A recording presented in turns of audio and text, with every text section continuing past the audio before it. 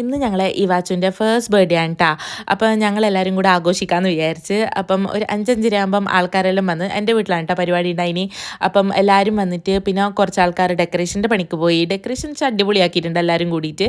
പിന്നെ പെണ്ണുങ്ങളെല്ലാവരും കൂടെ കുക്കിങ്ങിലോട്ട് ഇറങ്ങി. പിന്നെ നീതി ചേച്ചിയാണ് കേട്ടോ മെയിൻ ഷെഫ്. നല്ല അടിപൊളി മലബാർ ദം ബിരിയാണിയാണ് ഉണ്ടാക്കിയത്. അപ്പം നിങ്ങൾ ഇരിക്കുന്ന എന്നെ കാണുന്നില്ലെന്നോ. അപ്പം ഞാൻ എന്താക്കുന്നത് വെച്ചാൽ അനങ്ങാതിരുന്നോ ഇന്നീ മീശമ ഞാനൊരു താജ്മഹാൾ പണിയും അനങ്ങിയാലത് കുത്തമ്മീനാറാകും.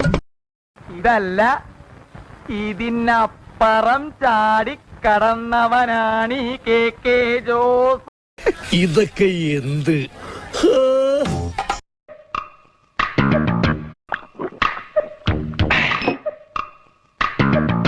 എവിടെയോ എന്തോ ഒരു തകരാറ് പോലെ.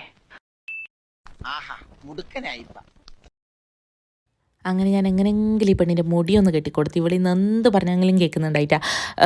ഞാൻ മെയിനായിട്ട് ഇത്രയും കഷ്ടപ്പെട്ട് കെട്ടാൻ കാരണം സാനീൻ്റെ അമ്മ നാട്ടിൽ നിന്ന് വിളിച്ചിട്ട് പറഞ്ഞു ഞാൻ എന്നോളം മുടി കെട്ടിക്കൊടുക്കണമെന്ന്. എനിക്ക് ഭയങ്കര ഫാൻസായി ഗൈസ്.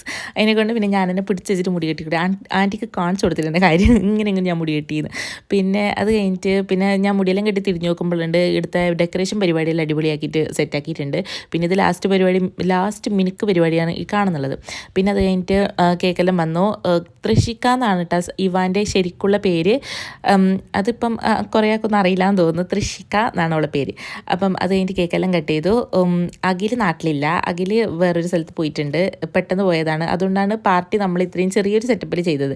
ആ അഖിലില്ലാത്ത സങ്കടം ഞങ്ങൾ വീഡിയോ കോൾ ചെയ്ത് തീർത്തിട്ട് അഖിലിന് വീഡിയോ കോൾ ചെയ്ത് എല്ലാ പരിപാടിയും കാണിച്ച് ഓനും സന്തോഷമായി. എല്ലാവർക്കും ഭയങ്കര ഹാപ്പി ആയിരുന്നു. പിന്നെ അത് കഴിഞ്ഞിട്ട് ശ്യാംജി തട്ടൻ എല്ലാ പിള്ളേർക്കും കേക്ക് തുല്യമായിട്ട് വീതിച്ച് കൊടുക്കുന്നതാണ് ഈ കാണുന്നുള്ളത്. അല്ലെങ്കിൽ അവിടെ അടി നടക്കും. ശ്യാംജി തട്ടൻ എല്ലാവർക്കും കൃത്യമായിട്ട് അളന്ന് മുറിച്ച പോലെ കേക്ക് കട്ട് ചെയ്ത് കൊടുത്തിട്ടാ. പിന്നെ അത് കഴിഞ്ഞിട്ട് കേക്കെല്ലാം കട്ട് ചെയ്ത് കഴിഞ്ഞിട്ടാകുമ്പം ബിരിയാണീൻ്റെ ദം പൊട്ടിച്ച് നല്ല അടിപൊളി ബിരിയാണി ആയിരുന്നു കേട്ടോ. ഇത് ചേച്ചി നല്ല സൂപ്പറായിട്ട് ബിരിയാണി ഉണ്ടാക്കും. ശ്യാംജി തട്ടൻ എല്ലാവർക്കും നല്ല കൃത്യമായിട്ട് വിളമ്പി കൊടുക്കും. അതാണ് ഇവർ തമ്മിലുള്ളൊരു ഒത്തൊരുമ. പിന്നെ അത് കഴിഞ്ഞിട്ട് നമ്മളെല്ലാവരും കൂടെ ചുറ്റും ഇരുന്ന് ഫുഡെല്ലാം കഴിച്ച് പിന്നെ പിരിഞ്ഞുട്ടാ. ഒരു 10-10 അവിടെ നമ്മൾ പരിപാടിയെല്ലാം കഴിഞ്ഞ് പിന്നെ പിള്ളേർക്കൊന്നും പോകാൻ മനസ്സൊന്നുമില്ല. അങ്ങോട്ടും ഇങ്ങോട്ടും ഓടിക്കളിക്കായിരുന്നു. പിന്നെ അത് കഴിഞ്ഞിട്ട് അത്രയേ ഉള്ളൂ പരിപാടി. എന്നാലും നല്ലൊരു പാർട്ടി ആയിരുന്നു. അപ്പോൾ ബൈ.